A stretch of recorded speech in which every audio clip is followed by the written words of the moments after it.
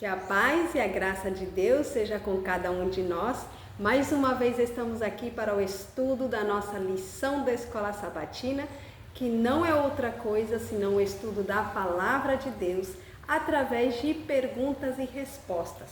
Então, antes do nosso estudo deste momento, nós vamos pedir a sabedoria de Deus para que nós possamos compreender a sua palavra. Querido Pai Celestial, estamos mais uma vez diante da Tua presença. Por favor, querido Pai, toma nossa vida, toma o nosso coração como inteiramente Teu. Dá-nos a sabedoria do alto, Pai, o Teu Santo Espírito, para compreender a Tua palavra, não como nós queremos, mas como Tu desejas. Em nome de Jesus. Amém. Bom, vamos então para a análise da nossa lição que nós temos para este sábado. E o título da nossa lição que nós temos para este sábado é Chamado à Reforma. Chamado à Reforma. E vamos ler a nossa introdução para ver qual é a mensagem importante que tem para nós. Deus requer homens, aqueles que aos seus olhos serão fiéis. É preciso que se realizem reformas nas igrejas. Grande é a necessidade hoje de restabelecer no coração de homens e mulheres a antiga reverência para com os 10 mandamentos.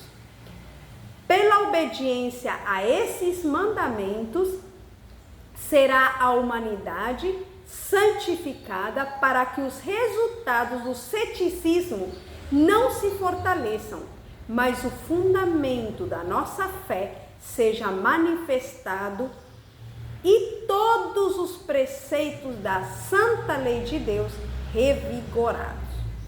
Então, Deus requer homens e mulheres também, mas aqueles que aos seus olhos serão fiéis. Ele requer homens e mulheres que desejem ser fiéis a Ele. Vamos começar com o nosso subtítulo da lição, que é Abandono do Pecado. Esse é o subtítulo. E a nossa pergunta nos diz: que relação o profeta estabelece entre o pecado e a separação de Deus? Isaías capítulo 59, versículo 1 e 2 nos diz: Eis que a mão do Senhor não está encolhida para que não possa salvar, nem o seu ouvido surdo para não poder ouvir, mas as vossas iniquidades fazem divisão entre vós e o vosso Deus, e os vossos pecados encobrem o seu rosto de vós, para que não vos ouça. Esse é o nosso versículo. Agora a nossa pergunta nos diz: que relação o profeta estabelece entre o pecado e a separação de Deus? Nós vemos que o pecado é a causa da divisão entre o ser humano e Deus. O pecado é quem faz aquele abismo, aquele buraco que nos separa de Deus. O pecado é a causa, mais uma vez eu repito, da separação ou a divisão entre o ser humano e Deus. Vamos ver o que o parágrafo nos diz. A inspiração declara: o sacrifício dos ímpios é abominação. Quanto mais oferecendo-o com intenção maligna, segundo Provérbios, capítulo 21, versículo 27. O Deus dos céus é tão puro de olhos que não pode ver o mal e a vexação. Não pode contemplar. Hebreus 1,13. Não é porque não esteja disposto a perdoar que ele se afasta do transgressor, mas é porque o pecador se recusa a servir-se da abundante provisão de graça, torna-se impossível a Deus livrar do pecado. A mão do Senhor, dizia o nosso versículo, não está encolhida para que não possa salvar, nem o seu ouvido está gravado para que não possa ouvir, mas as vossas iniquidades fazem divisão entre vós e o vosso Deus, e os vossos pecados encobrem o seu rosto de vós, para que vos não ouça. Que interessante. É muito interessante nós conhecermos isto para que nós possamos depender de Deus, pedir ao Senhor o desejo de abandonar o pecado, porque é o pecado que nos está afastando de Deus, não é outra coisa. E a parte interessante ali que dizia é que não é que Deus não queira salvar, é que o ser humano não está disposto a prover da graça divina, que já está à disposição, mas ele não está disposto a receber essa graça divina para poder se livrar do pecado. O ser humano gosta de ficar na lama do pecado, lamentavelmente.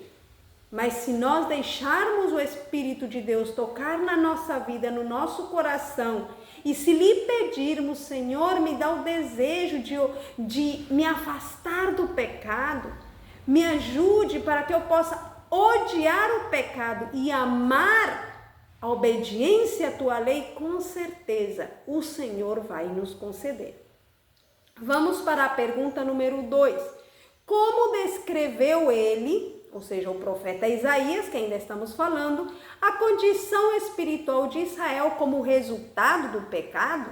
Isaías capítulo 59, versículo 9 e 10, e depois o versículo 13 e 14 nos diz: pelo que o juízo está longe de nós, e a justiça não nos alcança, esperamos pela luz, e eis que trevas nos vêm. Pelo resplendor, mas andamos em escuridão. Apalpamos as paredes como cegos, e como os que não têm olhos, andamos apalpando, tropeçamos ao meio-dia como nas trevas, e nos lugares escuros como mortos. Como transgredir e mentir contra o Senhor e deixar de seguir o nosso Deus?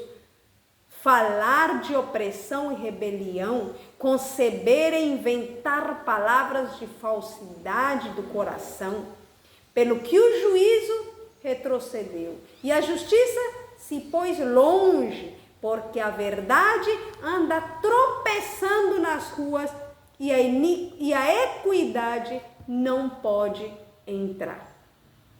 Então, como é que o profeta Isaías descreveu a condição espiritual de Israel como resultado do pecado? Ele descreveu a condição espiritual como uma condição de cegueira, porque diz que até o meio-dia andavam apalpando. A verdade tropeça nas ruas, diz. Logo diz que a gente esperava pela luz e eis aqui trevas, esperávamos pelo resplendor e eis que tem só escuridão, apalpamos como as paredes como cegos. O que quer dizer tudo isso?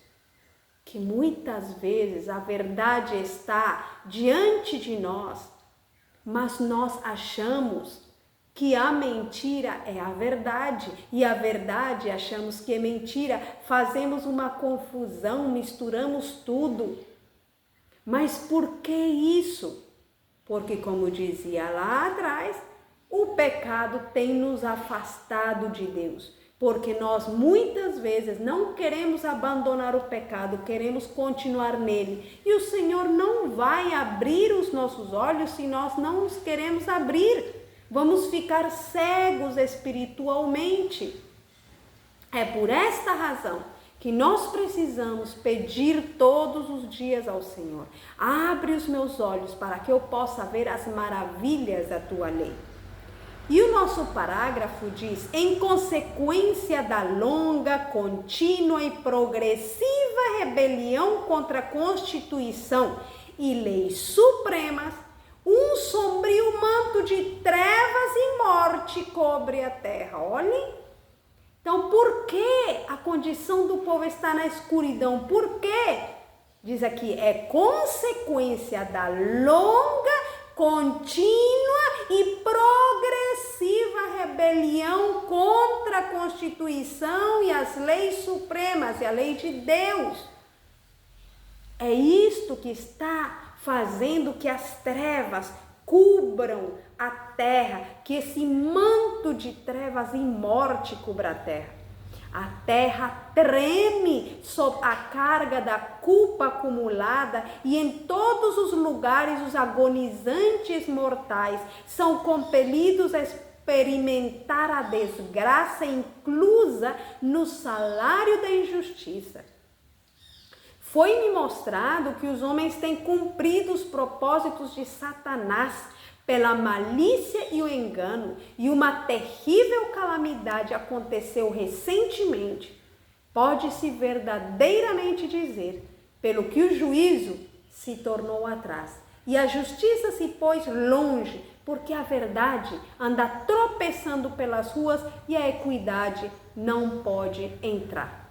Nós sabemos que o Senhor tem nos dado livre-arbítrio.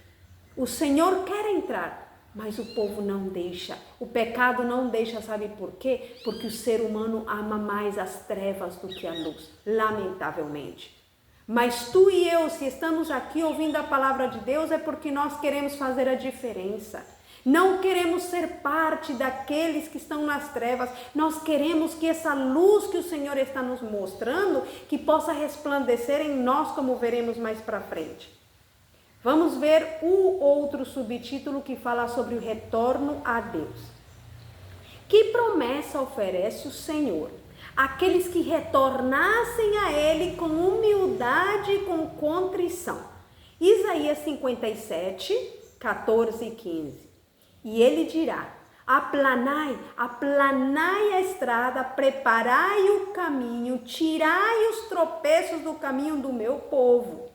Porque assim diz o alto e o sublime, que habito na eternidade e cujo nome é santo. Num alto e santo lugar habito, como também com o contrito e abatido de espírito, para vivificar o espírito dos abatidos e para vivificar o coração dos contritos. Então, que promessa oferece o Senhor àqueles que retornassem a Ele com humildade e contrição? A parte que mais nos interessa deste versículo que acabamos de ler é a seguinte: ele diz que habita na eternidade, num lugar alto e sublime, mas não só habita lá.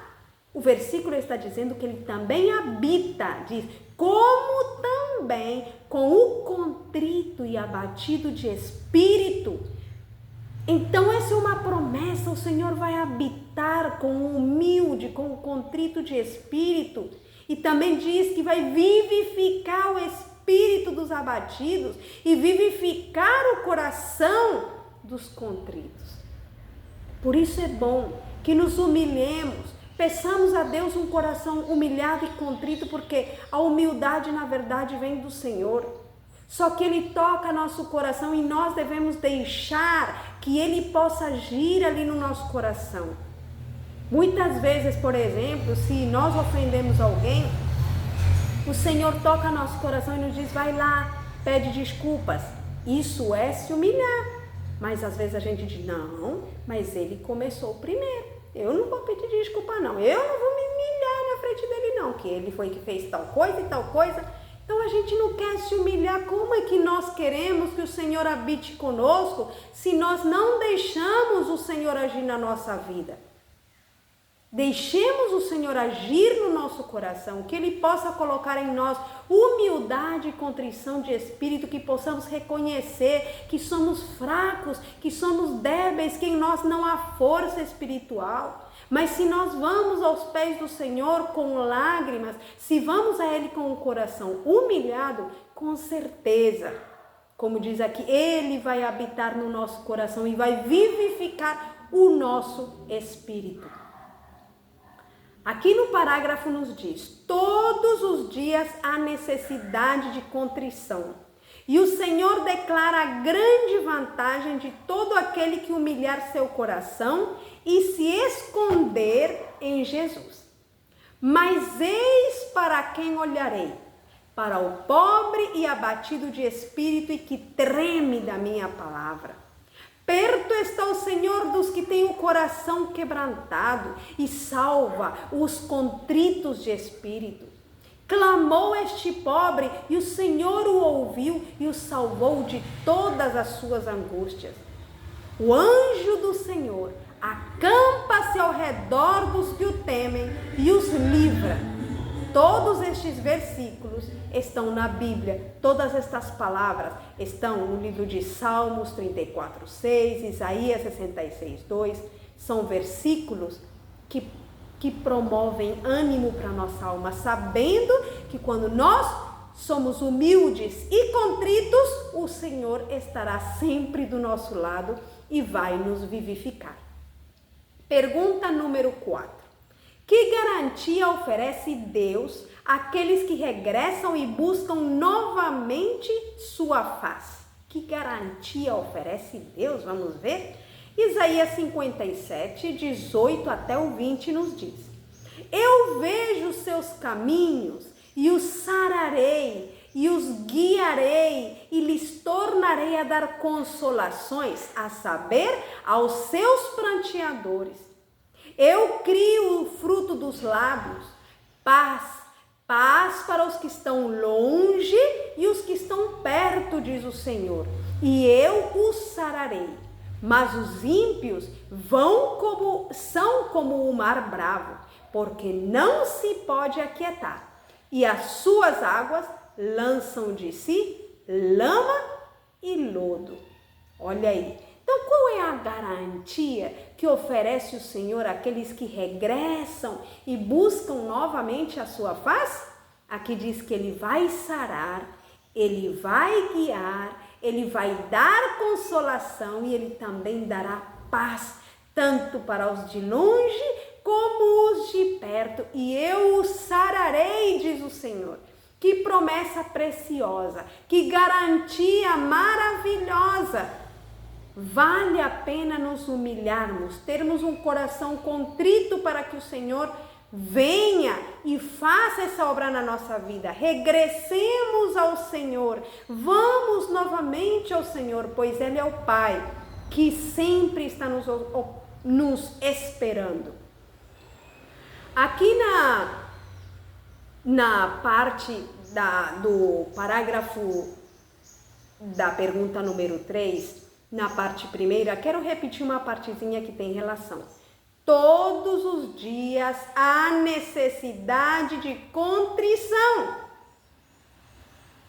Todos os dias há necessidade de contrição. Então, esse voltar ao Senhor é todos os dias. Esse humilhar-se diante do Senhor é todos os dias. Eu não posso pensar que a minha experiência de ontem, de um ano atrás, de uma semana atrás, de muito tempo atrás, que isso vai me servir para hoje. Não. Eu preciso todos os dias renovar a minha experiência com Deus. Pergunta número 5. Luz para as nações é o subtítulo. Nos diz assim: qual foi a exortação de Deus a Jerusalém? Que mensagem continha para todas as nações em todas as eras? Isaías capítulo 60, versículo 1 até o 3 nos diz: levanta-te, resplandece, porque vem a tua luz e a glória do Senhor vem nascendo sobre ti. Porque eis que as trevas cobriram a terra e a escuridão os povos. Mas sobre ti o Senhor virá surgindo e a sua glória se verá sobre ti. E os gentios caminharão à tua luz e os reis ao resplendor que te nasceu. Que interessante. Então, qual foi a exortação de Deus a Jerusalém? Levanta-te e resplandece. Que mensagem continha para todas as nações em todas as eras? A mensagem é a luz do Senhor. A luz está aqui, na sua palavra. Essa palavra que o Senhor nos confiou, essa deve ser a luz, a mensagem que devemos levar para todas as nações. O parágrafo nos diz: Compassivamente está o Senhor procurando iluminar o entendimento dos que agora andam às apalpadelas nas trevas do erro. Está retardando seus juízos sobre um mundo impenitente para que os seus portadores de luz possam buscar e salvar o perdido. Apela ele à sua igreja na terra para que desperte da letargia que Satanás sobre ela tem procurado lançar e cumpra a obra de iluminação do mundo que lhe foi designada pelo céu. A mensagem à sua igreja neste tempo é: levanta-te, resplandece, porque já vem a tua luz e a glória do Senhor vai nascendo sobre ti. Para atender as condições existentes no tempo em que as trevas cobrem a terra, a densa escuridão que está cobrindo os povos, tem recebido a igreja de Deus a comissão de colaborar com Deus, trabalhar em conjunto e espalhar por toda parte a verdade da luz bíblica. Aos que procuram desempenhar fielmente sua parte como portadores da preciosa luz, é dada a certeza: sobre ti o Senhor virá surgindo, e a sua glória se verá sobre ti, e as nações caminharão à tua luz, e os reis ao resplendor que te nasceu. É ao mesmo tempo uma mensagem, uma exortação e também uma promessa. Porque o Senhor é maravilhoso, Ele nos deu a ordem de levantar e resplandecer. E diz que se nós nos deixamos guiar por Ele, as outras nações, os outros povos vão andar à luz que o Senhor tem colocado em nós. Pergunta número 6, baixo o subtítulo Boas Novas de Salvação. Qual é a missão do servo de Deus?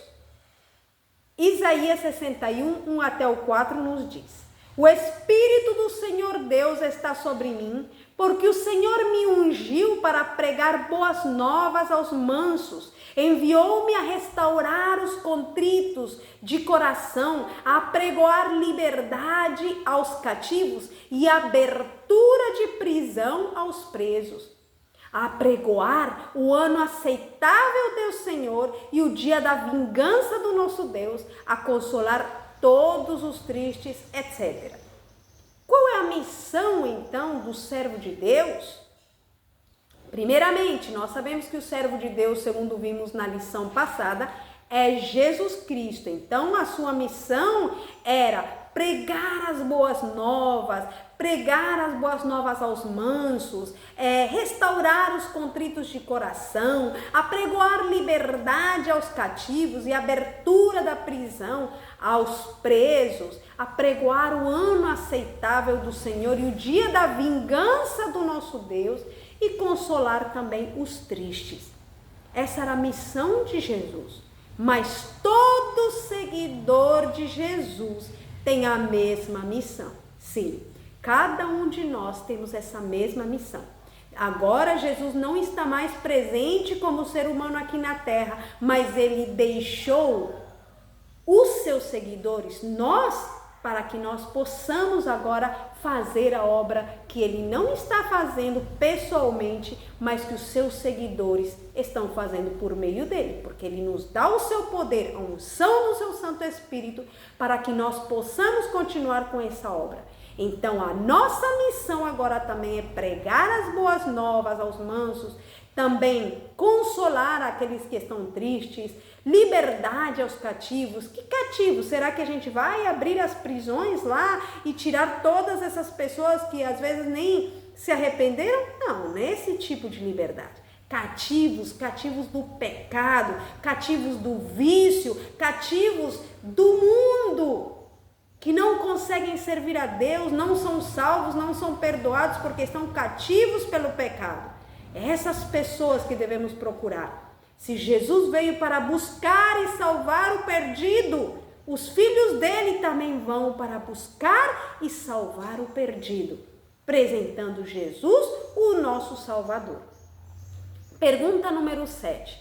Como foi descrita a condição futura de Jerusalém e qual seria a sua recompensa? Isaías 62, 11 e 12 nos diz: Eis que o Senhor fez ouvir até as extremidades da terra. Dizei à filha de Sião: eis que a tua salvação vem, eis que vem com ele o seu galardão e a sua obra. Há muito temos esperado a volta do nosso Salvador. Peraí. E a sua obra, desculpem, diante dele. E chamá-los-ão, povo santo, remidos do Senhor, e tu serás chamado, buscado, a cidade não desamparada. Como foi descrita a condição futura de Jerusalém?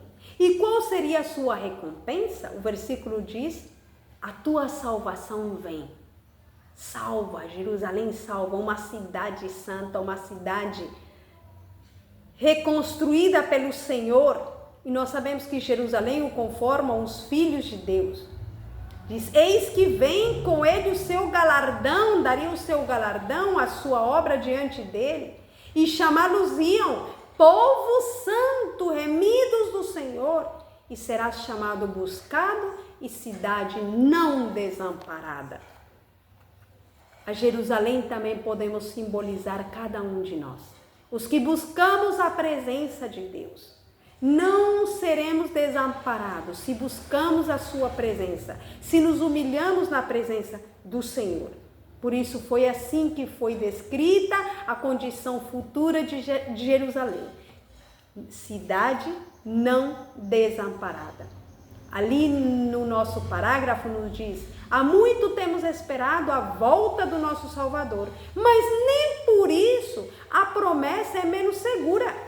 Logo estaremos no lar que nos foi prometido. Ali Jesus nos guiará ao longo das vivas correntes de águas que fluem do trono de Deus e nos explicará as sombrias providências pelas quais nos conduziu para aperfeiçoar-nos o caráter. Ali contemplaremos com clara visão as belezas do Éden restaurado. Lançaremos ali, aos pés do nosso Redentor, as coroas que Ele colocou na nossa cabeça e, tangendo nossas harpas de ouro, daremos louvor e ação de graças àquele que está sentado no trono. Isso está no livro Testemunhos para a Igreja, volume 8, página 254. Então, nós somos chamados a uma reforma, segundo o título da nossa lição. Os nossos subtítulos nos falavam sobre o abandono do pecado, devemos abandonar o pecado, pois o pecado é o que faz separação entre nós e o nosso Deus, e por isso é que o povo anda às apalpadelas nas trevas, por não abandonar o pecado. Então, devemos abandonar o pecado. Segundo, devemos voltar ao nosso Deus, retornar ao nosso Deus.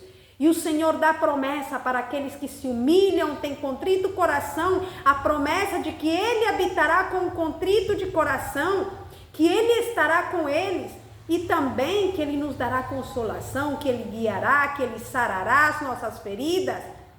Tudo isso é para aqueles que se voltam para o Senhor, dará paz.